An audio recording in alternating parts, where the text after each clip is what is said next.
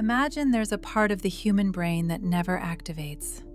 Not during fear, not during love, not during trauma, not even when someone is seconds away from death. A region that stays dark, no matter what. Neuroscientists thought it was a glitch. They scanned again. 10 scans, 100 scans. Every time, the same silent, motionless area. A tiny dark zone deep inside the human brain, and no one knows why it exists. Our story begins in a Boston neuroimaging lab, where researchers were simply trying to chart brain activity with a new, ultra-sensitive fMRI machine. But instead of finding new insights on memory, emotion, or cognition, they found something the machine was never meant to reveal.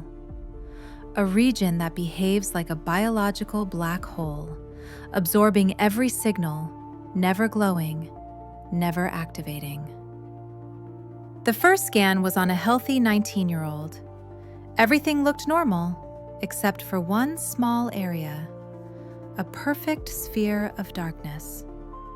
They assumed it was noise. They moved on. The second subject, a war veteran with PTSD, produced the same anomaly.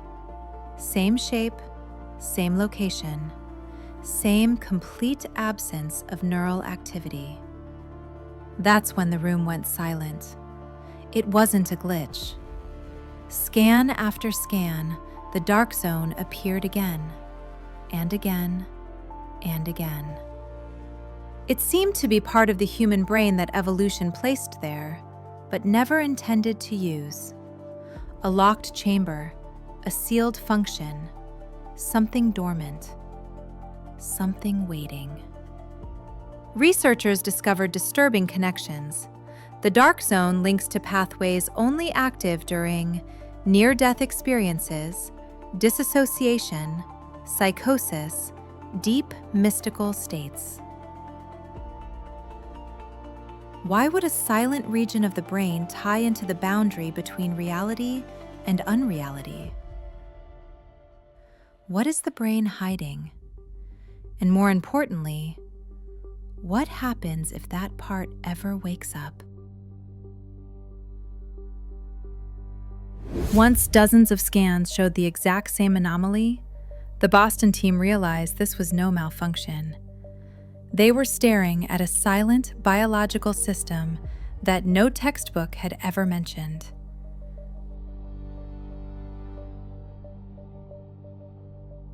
Every analysis pointed to one conclusion. The dark zone wasn't broken. It was intentionally inactive. The team tried everything: electrical stimulation, extreme memory recall, sensory overload, hypnosis, even controlled fear induction. Nothing worked. But they noticed something strange. Whenever they targeted the dark zone, other regions of the brain lit up dramatically, as if the brain was trying to protect that region or hide it. A mathematician discovered that the dark zone's neural wiring was unusually symmetrical, almost engineered. Brains are messy, chaotic, organic. This structure was none of those things. It was precise, calculated, purposeful. The team began to wonder, is this natural evolution or a locked function? They then scanned subjects who had experienced severe psychosis, disassociation, mystical states, near-death events. Still, the dark zone stayed dark, but the surrounding activity?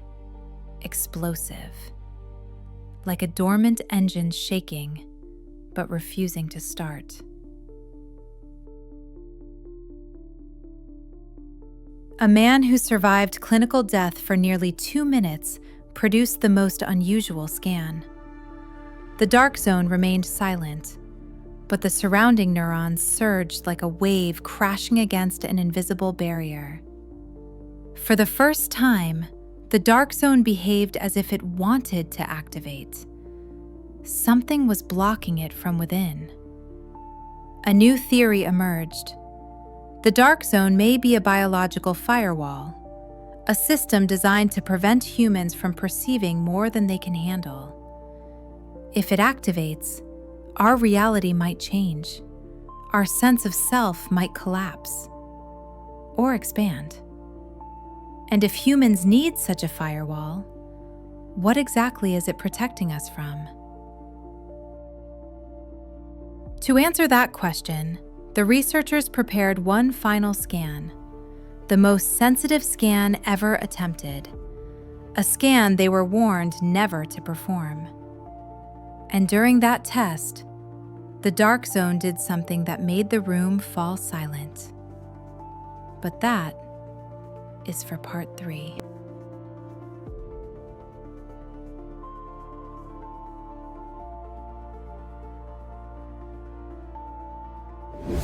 The lab felt unnaturally quiet that night.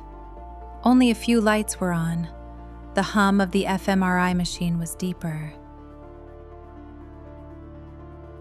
heavier. The team had one goal: run a scan that was never meant to be run. Maya's hand hovered over the activation button. When she pressed it, the room vibrated with low frequencies. The dark zone remained silent until...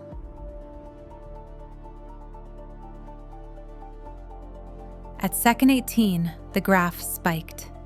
At second 20, the dark zone trembled. At second 23, the dark zone lit up. A faint signal, but unmistakably real. The signal wasn't neural. It looked like a code, precise, structured, like a message. The subject whispered, "I'm seeing something. Light, patterns." He wasn't hallucinating. He was aware.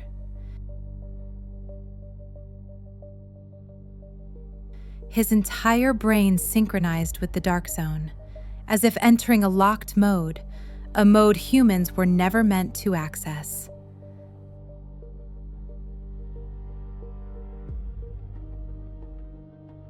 The machine overloaded.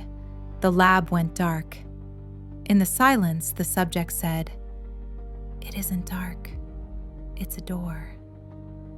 The dark zone activated for exactly 2.8 seconds, enough to change everything. If the brain has a door, who closed it and why? Part 4 will explore the theories that no scientist wants to admit publicly.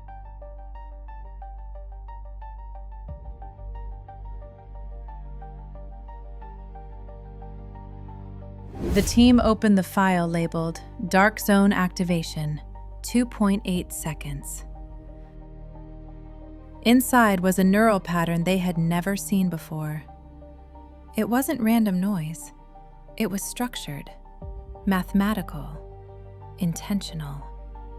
The dark zone wasn't just receiving, it was transmitting. The signal flowed directly into the brain's reality mapping network, the system that decides what reality looks like. When the dark zone lit up, that system behaved as if trying to interpret something beyond normal perception. The team began connecting the dots. Near-death visions, mystical states, extreme psychosis, deep meditation. All of them show traces of the same neural network trying and failing to activate the dark zone. The theory emerged. The dark zone is a locked perception mode, a way to see more of reality than humans are meant to. In the end, the team agreed on 2 possibilities. Theory 1, evolution has a next stage. The dark zone is the next version of human perception, not yet activated. Theory 2. The dark zone is a cognitive break, a safety lock. Humans are not supposed to access what lies beyond that door. Not yet. Maybe not ever.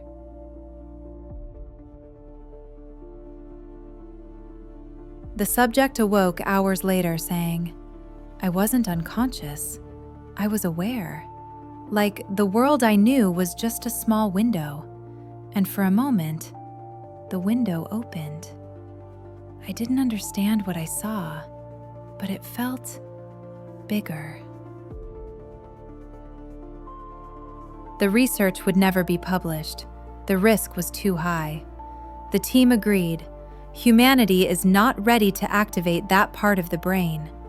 If the dark zone is a door, then the real question is, what is waiting behind it? And if one day that door opens for all of us, will we still be human?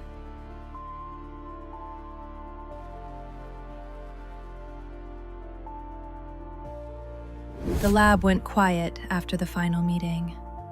Not the quiet of rest, but the quiet of realization.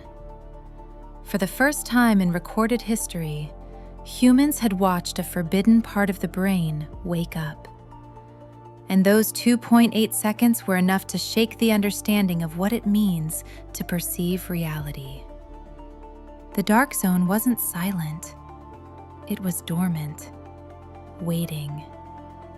During those short seconds, the neural activity behaved unlike anything documented in neuroscience. Patterns rose and fell with perfect intervals, like sequences, like architecture, like something built not by chance, but by design. Every neuroscientist in that room knew what it meant, but no one wanted to say it out loud. The dark zone might not process reality. It might generate it. Not in the sense of creating the universe, but in the sense of shaping how humans interpret the universe. If that system activates even slightly, reality as perceived by the mind could expand or fracture. 2 days later, the subject returned voluntarily. He sat in the chair, hands trembling slightly. "I didn't tell you everything," he finally admitted. "When the darkness lit up, I didn't just see patterns." He swallowed hard. "I felt something." Pause. It wasn't emotion. It wasn't thought. It was like recognition. Recognition of what? A place? A memory? A structure? He continued. "It felt like I already knew whatever I was looking at, as if that part of my brain has been waiting for me my entire life. And when it faded, I felt homesick." The room froze. The team wrote 3 internal papers, all classified, never submitted. The titles were 1. The Dormant Perceptual System, 2. Reality Layer Models, a Neural Interpretation, 3. Cross-Dimensional Cognitive Pathways. The third one was the most controversial. It proposed that human perception is a compressed version of a larger reality, a reality too overwhelming for the human mind to process continuously. So evolution created a lock, a constraint, a filter. The dark zone was the key, a key that should remain unused to protect the mind from seeing too much. One researcher asked a question that changed the tone of the room. What if humans once used the dark zone, but stopped?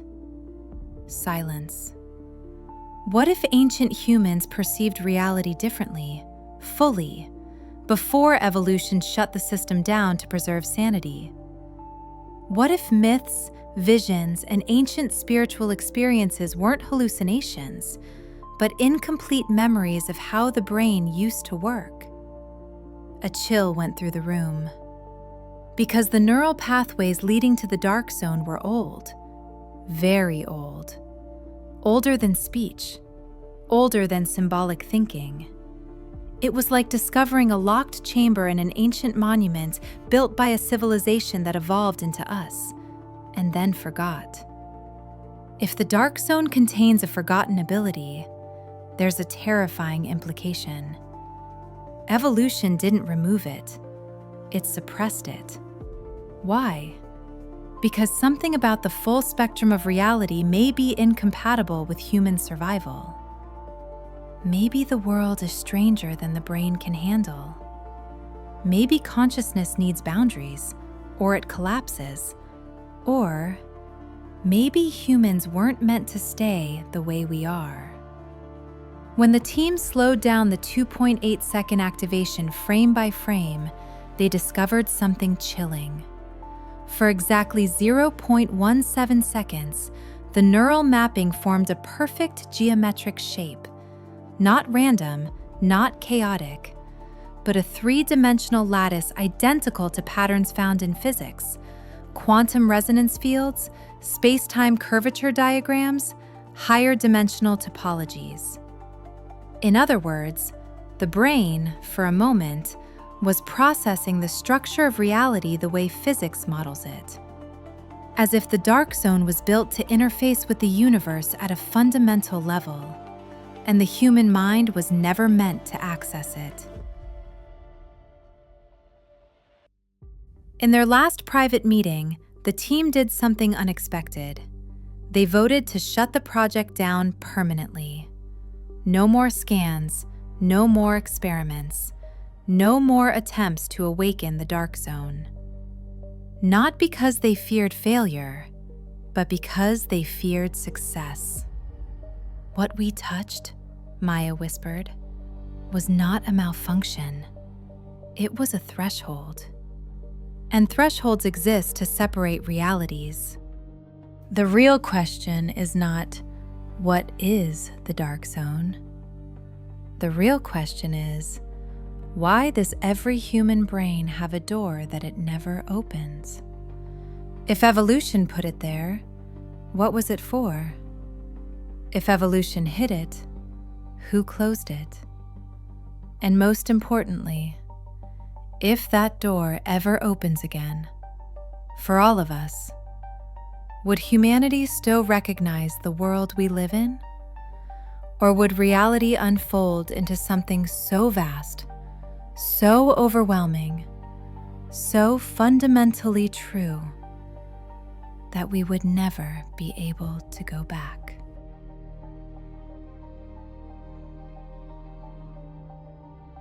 Some believe the dark zone is evolution waiting.